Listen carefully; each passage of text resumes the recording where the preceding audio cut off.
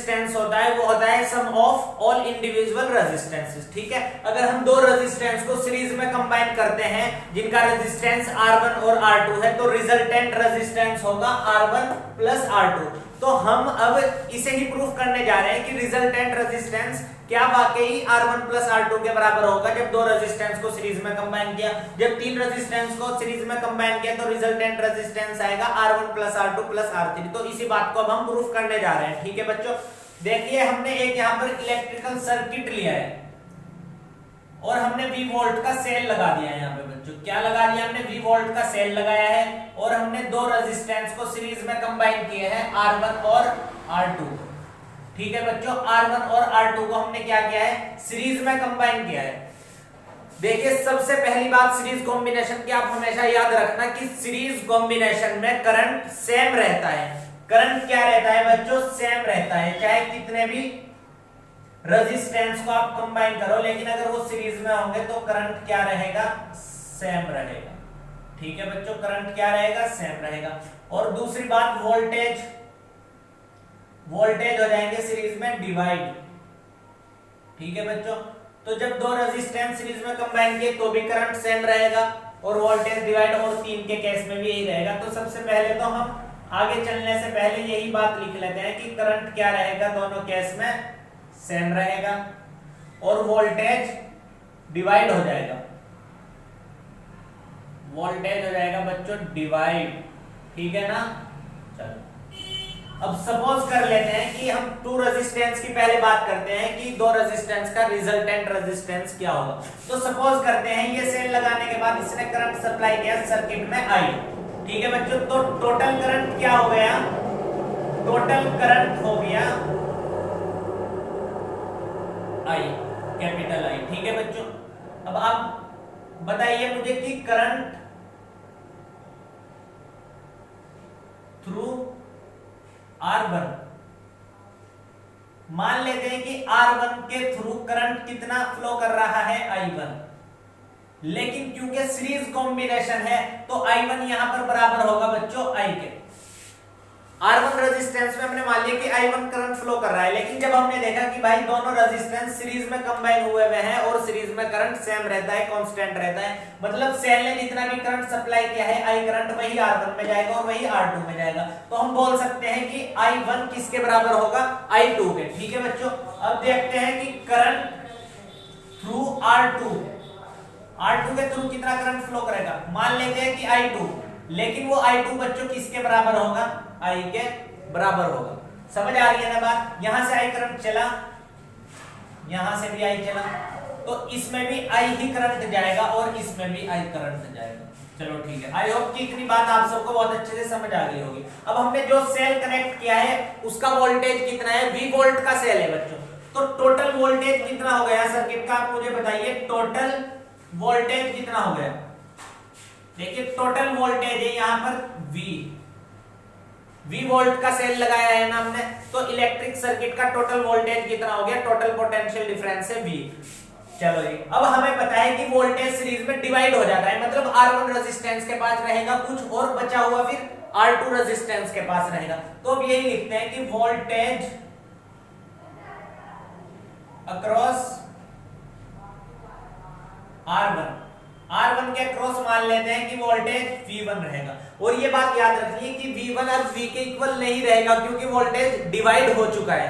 Voltage क्या हो गया है, डिवाइड हो गया है। तो वोल्टेज अक्रॉस R2 के अक्रॉस कितना मान लेते हैं, V2 मान लेते हैं। समझ आ गई बात। तो V वोल्टेज दो पार्ट में डिवाइड हो गया, V1 और V2 में। इसका वोल्टेज है V1 और इस वाले रेजिस्टेंस में वोल्टेज ड्रॉप हुआ है V2। तो ठीक है बच्चों, इतना समझ आया। अब तक हमने कुछ भी कोई अलग काम नहीं किया है, हमने सिर्फ क्या किया है, हमने कंडीशन लिखी है कि भाई V वोल्ट का सेल कनेक्ट किया हमने इलेक्ट्रिक सर्किट में और उसने I करंट फ्लो कराया, तो I current he R1 resistance के थ्रू फ्लो करेगा और I current he R2 resistance के थ्रू फ्लो करेगा। क्यों, क्योंकि सीरीज कॉम्बिनेशन है और सीरीज कॉम्बिनेशन में करंट सेम रहता है। और V वोल्ट की बैटरी लगाने के बाद V1 वोल्टेज R1 रेजिस्टेंस के पास रहा और V2 वोल्टेज R2 रेजिस्टेंस के पास रहा, क्योंकि सीरीज कॉम्बिनेशन में वोल्टेज डिवाइड हो जाता है। ठीक है बच्चों, तो इसके बाद आप मुझे बताइए कि टोटल वोल्टेज किसके बराबर होगा सर्किट का। देखिए टोटल वोल्टेज है V, V इक्वल होगा V1 प्लस V2 के। समझ आ गई ना बच्चों बात? V वोल्ट किसके इक्वल होगा? V1 प्लस V2 के। मतलब ये जो सेल का टोटल वोल्टेज ये दो पार्ट में टूट गया, V1 प्लस V2 में। ठीक है, चलो जी। अब इसके बाद हम यहां पर अप्लाई करेंगे Ohm's law, applying Ohm's law, applying Ohm's law. इसे इक्वेशन 1 मान लेते हैं। ठीक है बच्चों, तो ओम्स लॉ हमें यहां पर 3 बार अप्लाई करना है। कैसे? एक बार तो हम पूरे इलेक्ट्रिक सर्किट पर, एंटायर सर्किट पर ओम्स लॉ अप्लाई करेंगे, उसके बाद हम रेजिस्टेंस 1 पर ओम्स लॉ अप्लाई करेंगे, उसके बाद हम रेजिस्टेंस 2 पर ओम्स लॉ अप्लाई करेंगे। जो जब हम बच्चों इलेक्ट्रिक सर्किट पे, पूरे एंटायर सर्किट पर ओम्स लॉ अप्लाई करेंगे तो पूरे सर्किट का वोल्टेज कितना है? V, और पूरे सर्किट से कितना करंट फ्लो कर रहा है? I, और पूरे सर्किट का रिजल्टेंट रेजिस्टेंस कितना है? R। ठीक है बच्चों, तो ये पूरे सर्किट पे हमने ओम्स लॉ अप्लाई किया, इसे इक्वेशन 2 मान लेते हैं। ठीक है, अब हम फर्स्ट वाले रेजिस्टेंस पर ओम्स लॉ अप्लाई करेंगे, तो फर्स्ट वाले रेजिस्टेंस का voltage V1 equal to first वाले रेजिस्टेंस का करंट कितना है बच्चों? I है करंट क्या है? सेम है। ठीक है, और रेजिस्टेंस कितना है फर्स्ट वाले रेजिस्टेंस का? R1। ठीक है, तो इसे इक्वेशन 3 मान लेते हैं। अब हम ओम्स लॉ अप्लाई करेंगे सेकंड रेजिस्टेंस पर, तो सेकंड रेजिस्टेंस पर वोल्टेज कितना ड्रॉप हुआ है? V2 इक्वल टू होगा सेकंड रेजिस्टेंस का करंट I के बराबर है, और सेकंड रेजिस्टेंस का रेजिस्टेंस R2 के बराबर है। इसे इक्वेशन 4 मान लेते हैं। ठीक है बच्चों, अब आप देखिए इक्वेशन सेकंड, थर्ड और फोर्थ से जो वैल्यूज मुझे V1 और V2 की मिली है वो मैं इक्वेशन 1 में पुट कर दूंगा। कहां पर पुट करूंगा बच्चों? इक्वेशन 1 में। Putting the values from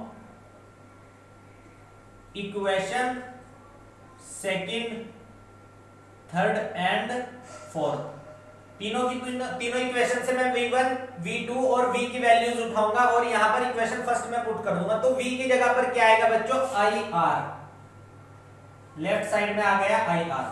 V1 की जगह पर IR1 आ जाएगा, प्लस V2 की जगह पर आ जाएगा बच्चों IR2। समझ आ रही है ना बात? तो IR equal to, I common ले लिया यहां से हमने, तो अंदर बच जाएगा R1 प्लस R2। I से I कैंसिल हो गया, तो R इक्वल आ गया है R1 प्लस R2 के। मतलब दो रेजिस्टेंस का रिजल्टेंट रेजिस्टेंस क्या होगा अगर हम उन्हें सीरीज में कंबाइन करें? तो R1 प्लस R2। और यही तो प्रूफ करने चले थे हम कि रिजल्टेंट रेजिस्टेंस दो रेजिस्टेंस का जब हमने सीरीज में कनेक्ट किया तो R1 प्लस R2 के इक्वल होता है, ये प्रूफ की थी। तो ठीक है बच्चों, आई होप कि समझ आ गया होगा। देखिए हमें कहां से शुरू करना है। देखिए यहां से यहां तक हमने कुछ नहीं किया है। हमने यहां तक क्या किया है? यहां तक सिर्फ हमने कंडीशन लिखी है कि भाई करंट I फ्लो कर रहा है, तो रेजिस्टेंस 1 के थ्रू भी I करंट फ्लो करेगा और सेकंड के थ्रू भी। और V वोल्ट की बैटरी लगाई है हमने, उसने पूरे सर्किट से जितना करंट फ्लो कराया है उतना ही पहले वाले रेजिस्टेंस में जाएगा, उतना ही दूसरे वाले में, क्योंकि करंट क्या है? सेम है। और वोल्टेज डिवाइड हो जाएगा, कुछ V1 R1 के पास रह जाएगा V1, और कुछ R2 के पास रह जाएगा जिसको हमने बोला है कि V2। ठीक है, अब टोटल वोल्टेज अगर मुझे लाना है तो कैसे आएगा? वो V1 प्लस V2 के समेशन से आएगा। ठीक है, तो हमने यही किया है कि फिर ओम्स लॉ अप्लाई किया है, एक बार सर्किट पर अप्लाई किया है, एक बार पहले रेजिस्टेंस पर और एक बार दूसरे रेजिस्टेंस पर। फिर V और V1 V2 की जो भी वैल्यूज आई है उसे हमने टोटल वोल्टेज वाले फॉर्मूले में पुट कर दिया। वहां से हमें रेजिस्टेंस, रिजल्टेंट रेजिस्टेंस का फॉर्मूला मिल गया है R equal to R1 plus R2। तो आई होप बच्चों कि आपको ये डेरिवेशन समझ आ गया होगा। बहुत छोटी सी बात है, कोई ज्यादा कॉम्प्लिकेशन नहीं है।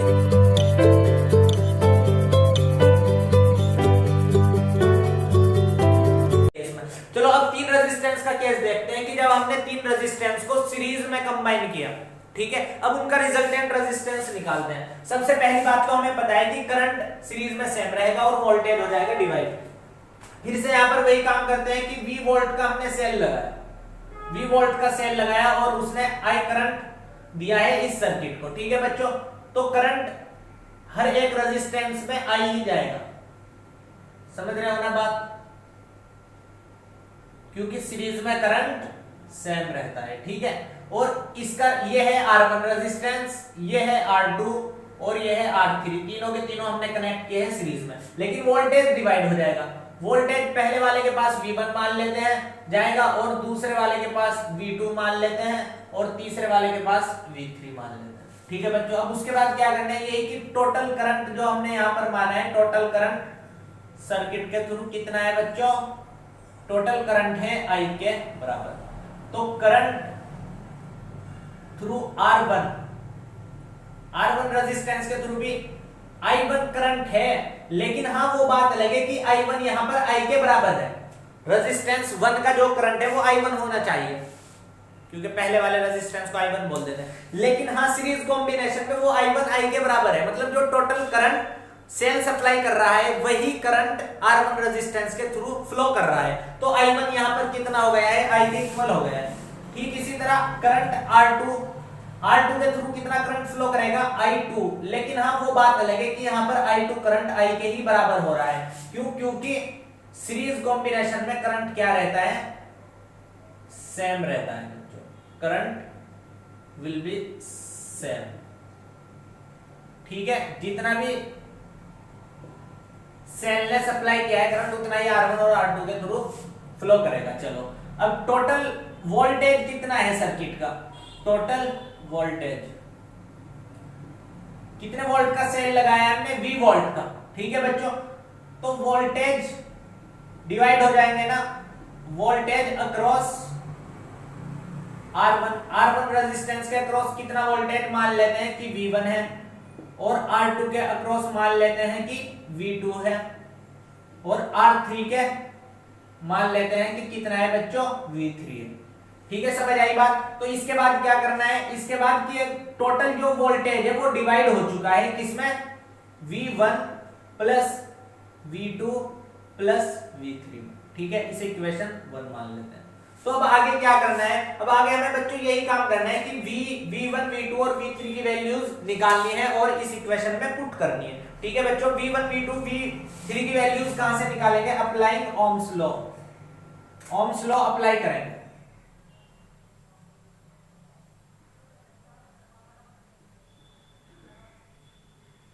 अप्लाइंग ओम्स लॉ, तो बच्चों V1 V2 और V3 की वैल्यू कहां से निकालेंगे हम, applying Ohm's law. Ohm's law को अप्लाई करेंगे, फिर से कैसे अप्लाई करेंगे, सबसे पहले V की वैल्यू देखिए, V क्या है, पूरे सर्किट का वोल्टेज है, तो V की वैल्यू निकालने के लिए जो ओम्स लॉ अप्लाई करेंगे वो पूरे सर्किट पर अप्लाई करेंगे, ठीक है। और V1 की वैल्यू निकालने के लिए रेजिस्टेंस 1 पर ओम्स लॉ अप्लाई करेंगे, और V2 की वैल्यू निकालने के लिए रेजिस्टेंस 2 पर ओम्स लॉ अप्लाई करेंगे, और V3 की वैल्यू निकालने के लिए रेजिस्टेंस 3 पर ओम्स लॉ अप्लाई करेंगे। मतलब बेसिकली हमें यहाँ पर 4 टाइम्स ओम्स लॉ हमें यहाँ पर अप्लाई करना है, ठीक है। तो सबसे पहले सर्किट पर लगाते हैं। देखिए सर्किट का पोटेंशियल डिफरेंस जो कि कितना है V, और सर्किट का करंट कितना फ्लो कर रहा है सर्किट से, I करंट, और सर्किट का रिजल्टेंट रेजिस्टेंस जो कि हमने माना है कि R है।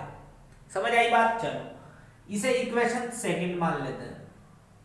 अब रेजिस्टेंस 1 पर ओम्स लॉ अप्लाई करते हैं, तो रेजिस्टेंस 1 का वोल्टेज कितना है, V1, और I1 है रेजिस्टेंस 1 का करंट, लेकिन I1 किसके बराबर है बच्चों, I के बराबर है, क्योंकि करंट सेम रहेगा यहाँ पर, और रेजिस्टेंस कितना है, R1। तो V1 की वैल्यू आ गई I R1, इक्वेशन थर्ड मान लेते हैं। और V2 रेजिस्टेंस 2 पर हमने ओम्स लॉ अप्लाई किया, तो I R2 आ जाएगा बच्चों। अब तो ऑब्जर्व कर पा रहे होंगे, इसे इक्वेशन फोर्थ मान लेते हैं। और V3 जब थर्ड रेजिस्टेंस पर हमने ओम्स लॉ अप्लाई किया, तो वहां से वैल्यू आई है I R3, ये इक्वेशन फिफ्थ आ गई, ठीक है। तो हम क्या करेंगे, अब हम वैल्यूज उठाएंगे V1 V2 और V3 की, इक्वेशन फर्स्ट में पुट कर देंगे। तो पुटिंग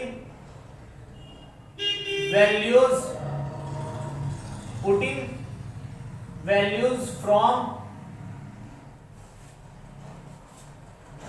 इक्वेशन सेकंड, थर्ड